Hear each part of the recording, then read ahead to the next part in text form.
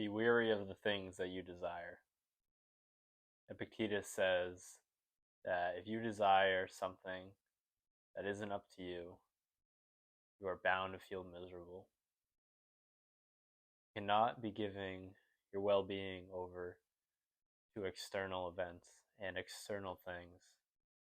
You need to play winning games, Epictetus would say, and focus on things that are within your control, things that are up to you. And the only things that are up to you are what are in your control, which are internals, things that are internal, not externals. Epictetus also talks about how you need to look at things, externals, as neither good or bad. They just are. He says, the uneducated person blames others. The educated person blames himself. But the fully educated person blames neither others nor himself. And I believe that is so powerful because I'm striving to get to a point where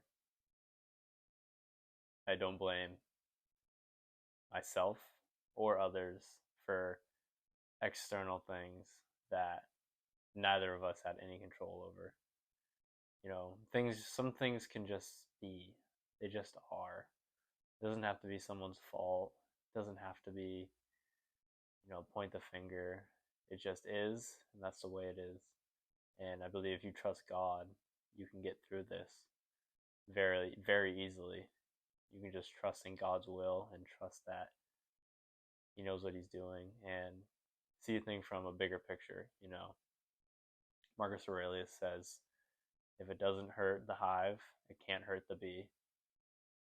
And that basically just means, things that, as a human being, we're part of the human race. And if it doesn't hurt the human race, then it doesn't hurt you. Because what you are part of wasn't touched. So you have to look at things from a wider scope. You can't be so focused on yourself.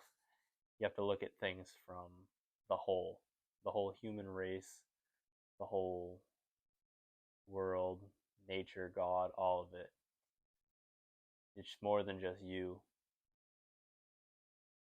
So I believe if you don't want to feel like you're going through tragedies, like you have hardships, all these things, then you can't desire things that are outside of your control because you're bound to feel miserable.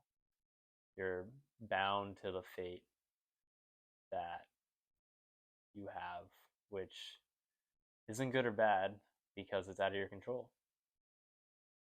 The future, it just is the future. It's not good or bad because it's out of your control.